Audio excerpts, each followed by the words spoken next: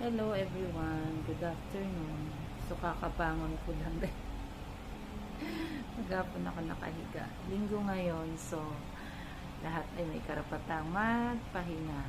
So bukas ulit tayo pandali ng trabaho. Diba?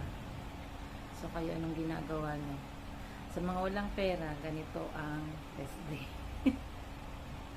So, may mga pera, siyempre lumalabas, mamasyal, kumakain. Pero ako, kahit may pera ako guys, mas prepared ko yung nasa bahay lang ako.